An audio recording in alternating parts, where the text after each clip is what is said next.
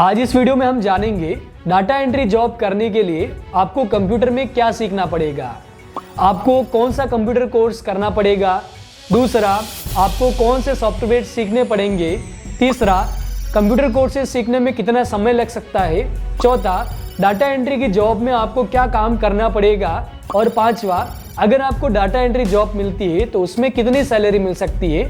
इन पांचों इंपॉर्टेंट सवाल के जवाब आज इस वीडियो में मिलने वाले हैं।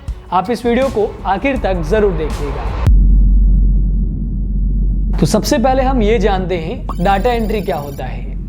आपको एक डेटा मिलेगा जिसके अंदर हो सकता है कस्टमर इंफॉर्मेशन हो, सेल्स और ऑर्डर का डेटा हो सकता है, एचआर का डेटा हो सकता है, फाइनेंस का डेटा हो सकता है।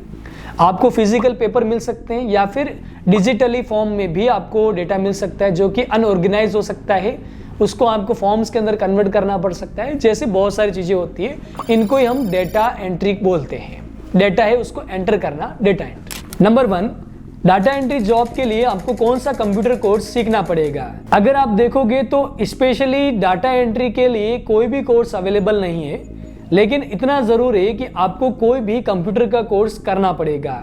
अगर आपको बिल्कुल भी कंप्यूटर का नॉलेज नहीं है तो कोई भी कंप्यूटर कोर्स सीख सकते हो, जैसे कि BCA बेसिक कंप्यूटर कोर्स आप कहीं से भी किसी भी इंस्टीट्यूट या फिर कंप्यूटर सेंटर से सीख सकते हो।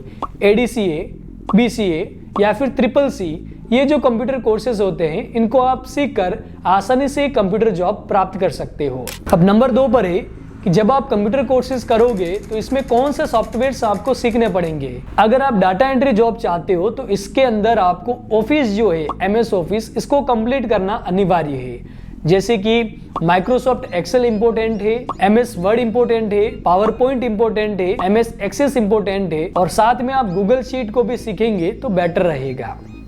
ये 4-5 ऐसे सॉफ्टवेयर्स हैं जो अगर आप कंप्लीट कर लेते हो तो आपको बहुत हेल्प मिलेगी। इसके अलावा आपको एक काम और करना होगा, इंटरनेट पे ब्राउजिंग करना आपको सीखना पड़ेगा, ताकि अगर कुछ भी सर्च करने को बोला जाए तो आप जल्दी से सर्च करके आप उसके आंसर को निकाल पाए। साथ ही आपको कीबोर्ड माउस चलाना तो आना ही चाहिए। आपकी जो टाइपिंग स्पीड होगी वो 30 से 40 के बीच की होनी चाहिए, ताकि आप 1 मिनट के अंदर 30 से 40 वर्ड्स को जल्दी से एंटर कर सको।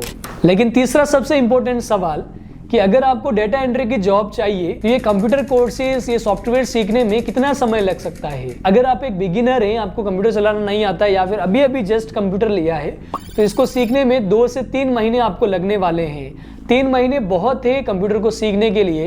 एक्सेल के फॉर्मूलाज आपको याद नहीं होंगे, वो आपको लिखने पड़ेंगे, या फिर अगर आप इंटरनेट पे सर्च करना सीख लोगे, जब आपको जॉब मिलेगी उस टाइम अगर कोई फॉर्मूला अगर आपको नहीं आता है तो आप इजीली सर्च करके आप इंप्लीमेंट कर सकते हो उसके ऊपर। नंबर 4 पर है, अगर आपको डेटा एंट्री की जॉब मिलती है तो आपको क्या काम करना पड़ेगा।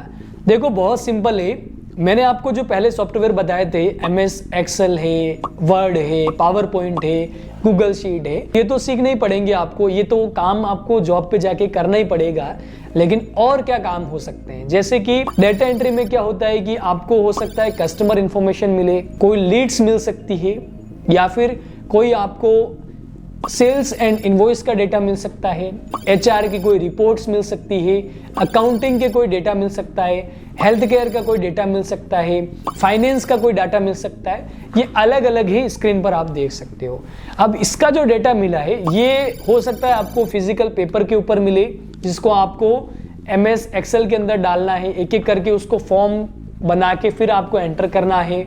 या फिर हो सकता है कंपनी की खुद की वेबसाइट हो, वहां पे वेब पोर्टल के ऊपर बहुत सारा अलग अलग डेटा होता है, वो कलेक्ट करके फिर आपको एक जगह अरेंज करना है। शीट्स बनानी है, बेसिकली अलग अलग एक्सेल में शीट बनाओगे, हो सकता है उसको फिर आपको इमेज के अंदर चेंज करके उसको प्रिंट करना हो वापस से। कई बार होता है ना कि अधूरी लीड्स होती है उसके अंदर, उसको कंप्लीट करना है, फिल्टर लगाना है, जैसे काम होते हैं। या फिर एक और होता है कंपनी में ERP सॉफ्टवेयर होते हैं इन्वॉइसिंग के, सेल्स और इन्वॉइस के, उनको मैनेज करना, इन्वॉइसिंग को मैनेज करना है। या फिर वो CRM सॉफ्टवेयर हो जिसके अंदर लीड्स, कॉल मैनेज करना, ये सारा डेटा हो जिसको ऑर्गेनाइज करना।